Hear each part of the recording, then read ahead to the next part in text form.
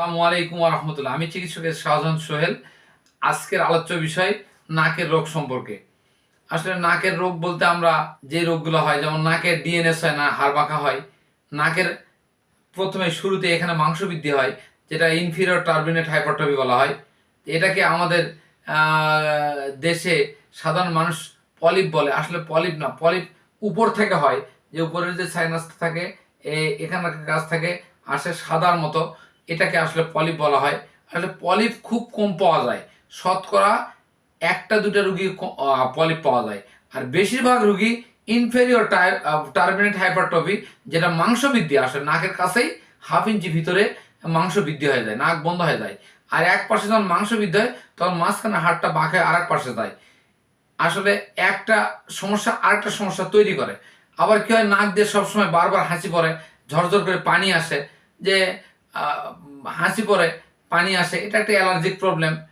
এই অ্যালার্জিক প্রবলেমটা বিভিন্ন কারণেই হয়ে থাকে। অ্যালার্জিক প্রবলেমের আসলে নির্দিষ্ট কোনো কারণ নাই, তবে পলিপ থাকলে প্রবলেমটা বেশি হয়।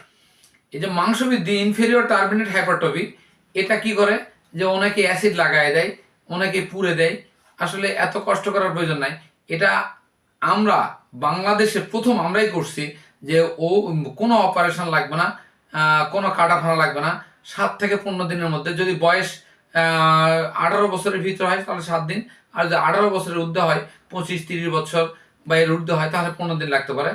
এবং যারা এরকম আমাদের বিভিন্ন সেনাবাহিনীতে, গভর্নমেন্ট চাকরি, সেনাবাহিনী, তারপর পুলিশ, এইরকম মেডিকেলে যায় আনফিট হচ্ছেন, তাদের জন্য সুখবর যে তারা আসলে স্বল্প সময়ের জন্য এসেই চিকিৎসাটা করে নিতে পারবেন উইদাউট অপারেশন ছাড়াই। এটা আমাদের জন্য সুবর্ণ সুযোগ, এবং আমরা চেষ্টা করছি, এবং আমরা অনেক রুগীর করে দিয়েছি। আমরা ইউটিউবের চ্যানেলে অনেক রুগীর সাক্ষাৎকার দেবো, আপনারা কথা বলতে পারবেন। আসলে আমরা চেষ্টা করছি যে একটা চিকিৎসা কিভাবে সহজে করা যায়।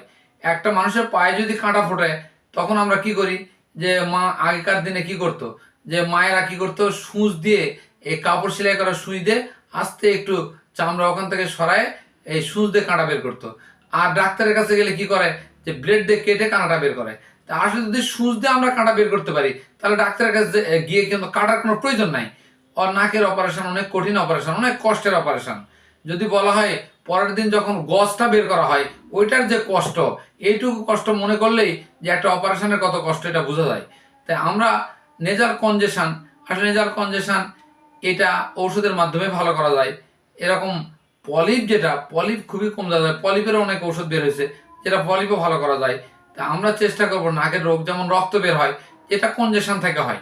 নেজাল কনজেশন বলতে কি বলে, যে কনজেশনের নাক বন্ধ হয়ে আসে, যে একটু সর্দি না লাগলেই নাক বন্ধ হয়ে আসে, আর নাকে নিঃশ্বাস ফেলা যায় না, এটাকে কনজেশন বলে। তা আসলে নাকের রোগগুলো আমরা ইচ্ছা করলে যে 98 বা 9% অপারেশন ছাড়াই ভালো করা যায়। শুধু ডিএনএস, যেটা হাড় বাঁকা, এটাকে ভালো করা যায় না। যেটা ভালো করা যায় না, সেটার জন্য অযথা মানুষকে ভুল তথ্য দিয়ে বিভ্রান্তের মধ্যে ফেলার ইচ্ছা আমাদের নাই। আমরা চাচ্ছি যে এইটুকু ভালো করা যায় সেইটুকু কথা বলা, এবং সচেতনতা, এই রোগগুলি কেন হচ্ছে, কি জন্য হচ্ছে।